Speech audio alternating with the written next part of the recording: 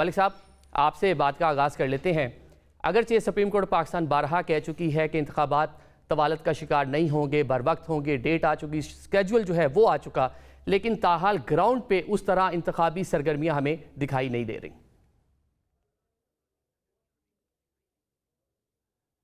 देखिए आदल, बुनियादी तौर पे अगर देखा जाए तो इलेक्शन में 1 माह के करीब वक्त बचा है, वो चंद दिन उससे ज़्यादा हो सकते हैं, लेकिन ये बात आपकी दुरुस्त है कि पूरे मुल्क के अंदर ना कोई इंतखाबी सरगर्मियाँ हैं। हाँ, कुछ इजलास मुस्लिम लीग नवाज़ कर रही है, कुछ पीपल्स पार्टी ने कुछ कन्वेंशंस किए हैं, बिलावल भुट्टो जरदारी लाहौर आए हुए हैं, उनकी आला सतही मीटिंग्स जारी हैं, लेकिन मजमूई तौर पे अगर आप हलकों की बात करें तो वहाँ पे कोई माहौल इलेक्शन का ना होने के बराबर है। कुछ हलके ऐसे हैं जहाँ इलेक्टेबल्स हैं, वो अपनी अपनी कैंपेन चलाए हुए हैं, लेकिन अब भी जो है वो इलेक्शन के हवाले से कहीं ना कहीं ये चहमगोइयाँ आपको सुनने को मिलती हैं कि इलेक्शन शायद आगे जा सकते हैं। और उसकी बुनियादी वजह जो इस वक्त सियासी बेचैनी है, सियासी अफरा तफरी है और सियासी महाजराई इतने अरूज पर है कि जिसकी बुनियाद पर एक जो बड़ी जमात है पाकिस्तान तहरीक इंसाफ, वो गिले शिकवे लेके बैठी हुई है कि उनके लिए लेवल प्लेइंग फील्ड नहीं है, उनके लोगों को गिरफ्तार किया जा रहा है, उनके पेपर्स छीने जा रहे हैं, उनको इलेक्शन में उस तरीके से पार्टिसिपेट नहीं करने दिया जा रहा। और दूसरी तरफ आज बहुत से नामजदगियाँ जो थी, जो रिजेक्ट हुए पेपर्स मुस्तरद हुए, वो मंजूर भी हो गए। एजाजुल हक साहब के मंजूर हो गए, शेख रशीद साहब के मंजूर हो गए, आज़म स्वाति साहब, बहुत से ऐसे केसेस हैं जिनको ट्रिब्यूनल्स के ज़रिए जो रिलीफ मिलने का अब भी आइंदा भी इम्कान है। लेकिन मजमूई तौर पे मुल्क के अंदर कोई ऐसी सियासी फ़ज़ा नहीं बनी हुई जिसके नतीजे में हतमी तौर पे ये कहा जा सके कि भाई इलेक्शन तो जो हैं वो 8 फरवरी को ही होंगे और आगे जाने का कोई इम्कान नहीं है।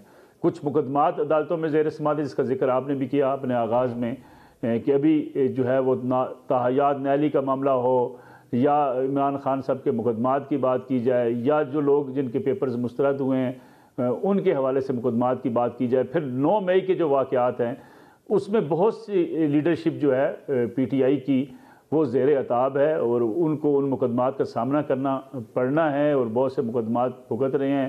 कुछ लोग जो एब्सकॉन्डर हैं वो उनके लिए इंतखाबात में हिस्सा लेना भी नामुमकिन हद तक मुश्किल है कि वो जब एब्सकॉन्डर होंगे तो वो कैसे आके इंतखाबी मुहिम चला सकेंगे। इन हालात में माहौल ऐसा नज़र आता है कि शायद इलेक्शन की अभी फ़ज़ा बनी नहीं है। लेकिन इसके साथ साथ देखें, जब आप इस किस्म की सूरत हाल का सामना होता है किसी भी मुल्क के अंदर, तो ये देखा जाना बड़ा ज़रूरी है कि आखिर ऐसा हुआ क्या है। बुनियादी तौर पे तहरीक इंसाफ ने जो एक बड़ी गलती की वो 9 मई वाली, उन्होंने एहतजाज जो किया अपने लीडर की गिरफ्तारी के ख़िलाफ़, उसे एक ऐसा रंग दे दिया गया और एक ऐसा तरीक़ाकार इख्तियार किया गया जिसके मुताबिक स्टेट इंस्टीट्यूशंस और पॉलिटिकल वर्कर्स आमने सामने आ गए।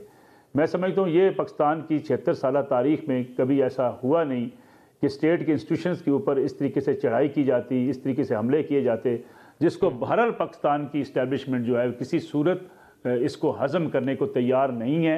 मतलब पाकिस्तान तहरीक इंसाफ का हाल 9 मई वाक़यात से बाहर नहीं आ पा रही, उसके जो कॉन्सिक्वेंसेस हैं उससे बाहर नहीं आ पा रही।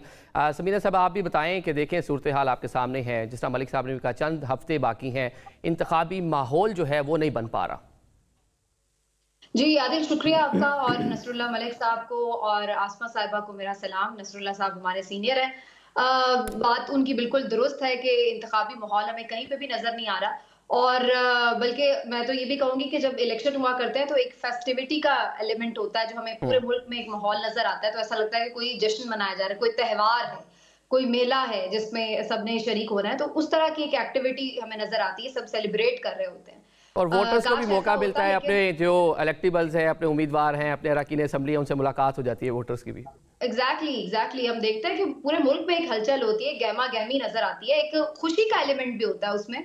तो वो सब चीजें इस वक्त मिसिंग है। बिल्कुल टोटली एक बिल्कुल डिफरेंट माहौल है जिसमें एक ऑपरेशन का भी माहौल है। फिर हमें ये भी नजर आ रहा है कि किस तरीके से कुछ इंतकामी कार्रवाइयां भी जारी हैं, कुछ जेन्युइन मुकदमात बिल्कुल हो सकते हैं, इसमें कोई दो राय नहीं है कि सब बिल्कुल क्लियर है या क्लीन है, लेकिन उसकी आड़ में जो बहुत सारी इंतकामी कार्रवाई हो रही है वो भी सबके सामने है। और फिर जिस तरीके से अभी नसरुल्लाह मलिक साहब फरमा रहे थे कि 9 मई का जो मामला है, पहले तो अगेन मैं समझती हूँ कि जैसे उन्होंने कहा कि इससे पहले कभी इंस्टीट्यूशन पर हमला नहीं हुआ, तो सुप्रीम कोर्ट पे भी एक दफा हमला हुआ था, लेकिन इसके बावजूद भी कोई ऐसा नहीं हुआ कि उसके बाद वो जमात को बिल्कुल माइनस कर दिया गया उस सियासत से। फिर दूसरी चीज ये है कि जहां तक ये बात है कि अगर आप सिर्फ 9 मई की वजह से आप समझते हैं कि पीटीआई के लिए स्पेस नहीं है, तो इससे बेहतर ये था कि फिर आप एक ही दफा कानून साजी करवाते जब उस वक्त मौजूद थी असेंबली भी, तो फिर बैन करते ताकि उनको पता होता है कि जी हम बैन हो गए, इस वजह से हम आ नहीं रहे। लेकिन इस किस्म के हथकंडे के जी कागजात छीनना या मुस्तरद कर देना बल्क के बल्क पूरे, और गिरफ्तारियां करना, आरओ के ऑफिस में ना आने देना और इस किस्म के सारे मामलात करना, उससे बेहतर तो ये था कि अगर आपके लिए पाकिस्तान तहरीक इंसाफ एक्सेप्टेबल नहीं थी और सारी की सारी जमात को अगर आप ये लेबल लगा चुके थे अपने तौर पर ही कि जनाब सारी की सारी जमात ही दहशतगर्दों की कोई जमात है जिसने बहुत ही कोई गलत काम कर दिया है, तो फिर बैन कर देते, इससे बेहतर तो ये था। लेकिन इस तरह से फिर इलेक्शन का कम से कम तनाजा तो ना बनता, तमाशा तो ना बनता। अब हम ये देख रहे हैं कि पूरा इलेक्शन होने से पहले ही मुतनाज़े हो गया, तो उस चीज का फिर आखिर क्या फायदा है? इलेक्शन तो होना है कि भाई इलेक्शन हो, उसके बाद स्टेबिलिटी आए और एक मुतनाज़े इलेक्शन ना हो बल्कि बिल्कुल गैर मुतनाज़े मुनसिफाना इलेक्शन हो जिसपे लोग ये बड़ी अहम बात है कि इस तरह के इंतखाबात की क्रेडिबिलिटी क्या होगी, क्या जो आगे हुकूमत आएगी वो सस्टेन कर पाएगी कि ये इशारा दस्तूर होगी, ये डी चौक होगा, यहाँ पर धरने होंगे, एहतजाज होगा और मुल्क में जो गैर यकीनी है वो यूं ही जारी रहेगी। आसमा साहिबा ये बताइएगा कि मौलाना को क्या फ़ायदा हो सकता है? बाकी हमने देखा जरदारी साहब ने भी कहा 8-10 दिन आगे हो जाएं, कोई मसला नहीं है, लेकिन मौलाना तवातुर के साथ ये बात कर रहे हैं कि इंतखाबात आगे चले जाएं, क्या फ़ायदा हो सकता है उन्हें? इसमें जो कंसर्न वो अपनी शो बता रहे हैं ना कि अबाउट हिज लाइफ जो थ्रेट है वो तो जेन्युइन है। पुटिंग दैट असाइड, उनका ग्राउंड पे भी जो एक सिचुएशन है स्पेशली केपी के, वो सॉलिड नहीं है, वो बहुत ही वल्नरेबल है। बाकी जगहों के मुकाबले में PTI is much stronger in KP के। तो ये बहुत सी बातें हैं जो कि उनको इस बात में मजबूर करती हैं कि इस वक्त इलेक्शन में जाना उनके लिए मुनासिब नहीं है। मलिक साहब ये बताइएगा कि देखें, एक तरफ तो ग्राउंड पे सियासी जमातें नज़र नहीं आ रही, लेकिन जो टिकट्स की तकसीम है वो एक बड़ा मसला है। पाकिस्तान मुस्लिम लीग नून बड़ी पार्टी है, बड़ा स्टेक होल्डर है पंजाब में, वो भी ताहाल टिकट्स की तकसीम का फैसला नहीं कर पाई।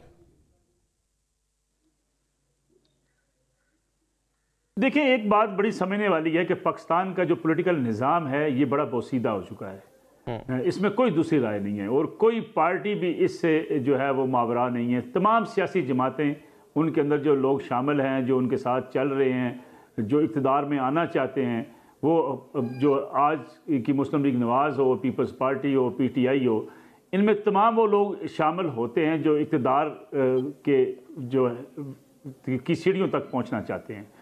उसके लिए कोई असूल या नज़रिया नहीं होता।